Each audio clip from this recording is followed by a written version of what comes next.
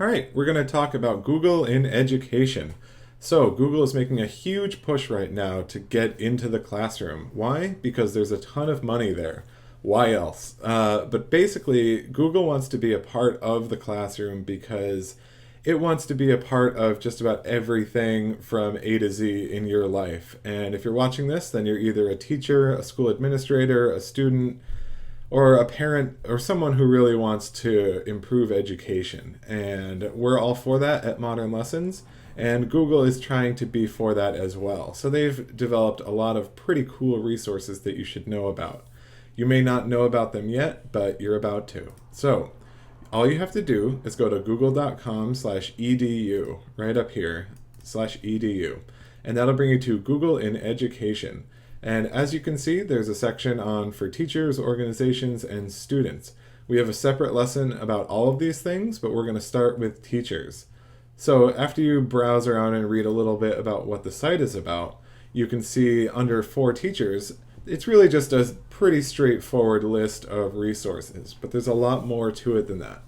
For example, they want to show off all the hardware and software that they've built that you can use in the classroom. So that means Chromebooks, which are laptops, lesson plans, videos, training and development, and a lot of other stuff. You can even find grants using this. So first thing we're going to do is check out the apps for education, which I already have loaded up over here. And it sorts everything by the grade level. So we're going to say primary and secondary is what we're looking for. And so we really want to find some high quality apps, and we want to know why we should use Google Apps in education. So as you can see, they roll through a few reasons to use Google Apps, and really it's no different than if you were to use Apple apps or anything like that. But I would definitely recommend checking this out because they talk about how they'll automatically back up your stuff using Google servers and really save your school a ton of money. The key reason to use Google Apps for education or for your organization in general is the money saving. The savings is pretty substantial in my experience. I did a Google Apps rollout at a major institution and it saved a lot of money. But enough about Google Apps for education. That's not the main reason that I brought you here. The main reason that I brought you here is all the resources. So aside from the Google Apps in education, let's talk about education resources. There's a ton of ways that you can use Google stuff. You probably use Google Docs, which is now Google Drive right now. You probably use Gmail as well. But did you know that you could also make a custom search engine for your entire school? You can learn computer science things using Google Code University. You can even find a ton of pretty awesome videos that Google has made on YouTube EDU. And remember, YouTube is owned by Google, so that they have a vested interest in making YouTube for education pretty awesome. So let's take a look at just a few more things. You can organize all your stuff. Reader is about to be shut down. I think iGoogle as well. But I would definitely recommend checking out Google News and also Earth for Educators. That's one of my favorites. So Google Earth for Educators is basically a new way, relatively new way, to bring Google Earth into the classroom. It has a lot more tutorials and tips and a lot of other stuff. I actually wrote a post about this on Edudemic recently, talking about how you can use Google Maps and Google Earth for foreign language learning, which is pretty cool. So you can use Street View to check out other cities and stuff. One of the other key things that I would check out is the YouTube Digital Citizenship curriculum. I love this one because it's all about how to properly act online. So it's all about teachers' lessons, and it's available in multiple languages, and it's really about just students and teachers being responsible digital citizens.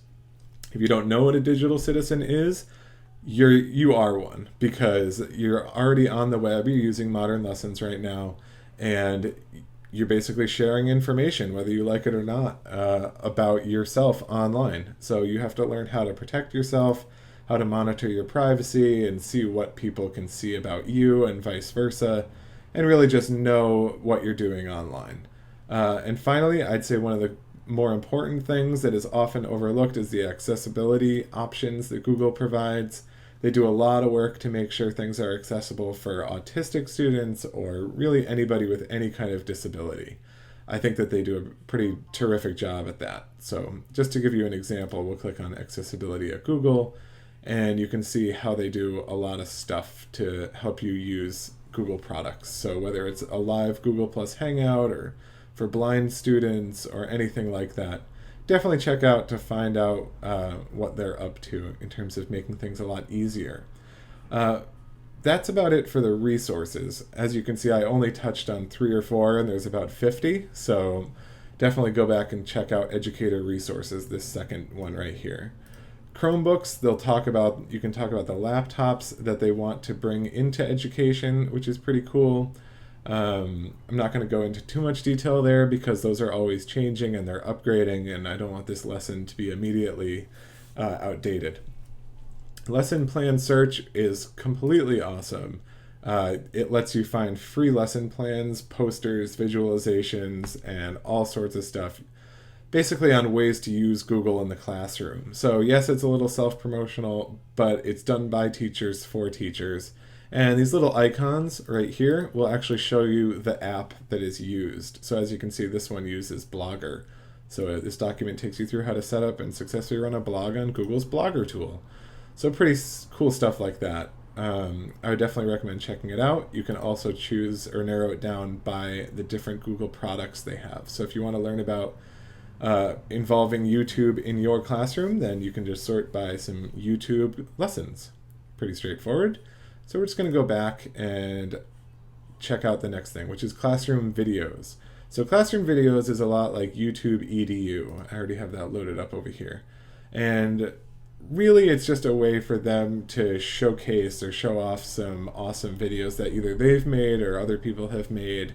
And you can use these lessons in the classroom or even make them assignments to watch later. So you can check YouTube for schools, and it'll bring you to the YouTube page, but it'll show you exactly what it does. So you can rest assured that all the videos are okay for students. They're not going to be filled with expletives or ads or anything like that. YouTube for teachers right here has pre-made playlists, which are pretty cool. And it'll show off a ton of, it takes a second to load, I apologize. But it'll show off a ton of videos that are curated by the Google folks. So definitely worth checking out. And finally, we're actually just going to talk about professional development and student resources. So for professional development, they offer a ton of webinars and tutorials, which are very cool. And I've used them a couple times in school, and they do a great job of connecting you with Google certified teachers. And those are people who have taken the time to basically understand and gain the knowledge needed to train you on Google Apps. So they're basically knowledgeable people that will be able to help you out at a moment's notice.